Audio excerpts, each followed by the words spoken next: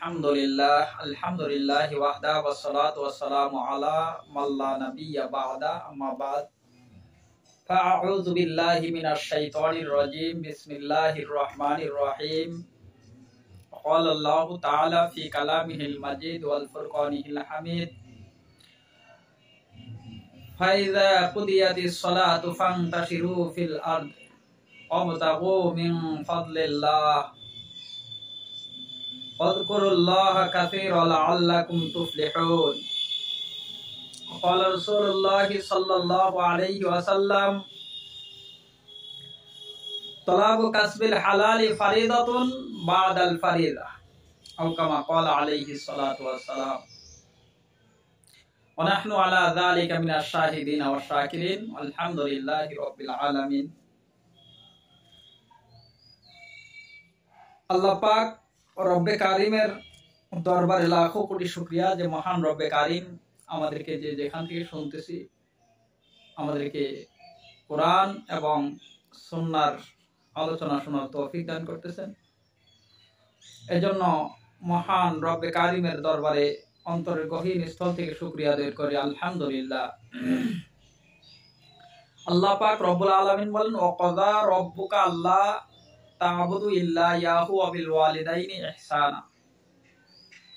আগের আয়াতে আল্লাহ তাআলা বলেছেন ফাইযা কুদিয়াতিস সালাতু ফান্তাশিরু ফিল আরদি ওয়াবতাগু মিন ফাদলিল্লাহ ওয়াযকুরুল্লাহা কাসীরান লাআল্লাকুম তুফলিহুন। আল্লাহ পাক রব্বে কারিম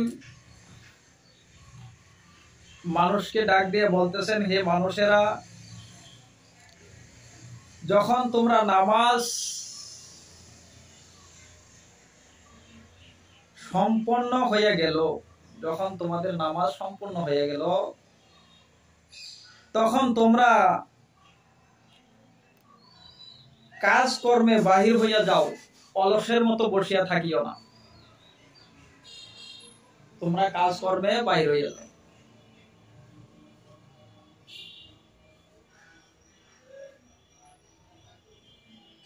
কেন কাজ কর্মে বাইর হয়ে যাইবা?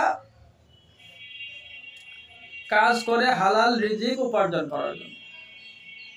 সেটাই আল্লাহ পাক বলতেছেন ওয়াবতাগু মিন ফাদলিল্লাহ, এবং আল্লাহর প্রদত্ত রুজি অনুসন্ধান করো।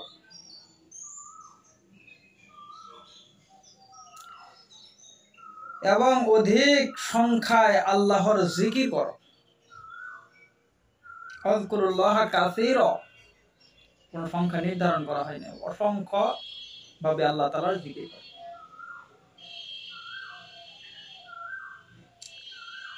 যাহাতে তোমরা কল্যাণ লাভ করিতে পারো। যদি বেশি বেশি জিকির করো তাহলে তোমাদের জন্য কল্যাণ নিহিত আছে। আসলে ব্যাখ্যা করতে গেলে অনেক বড় হয়ে যাবে। আমি এটুকুই জানাতে চাই যে হালাল রিজিক অন্বেষণ করার জন্য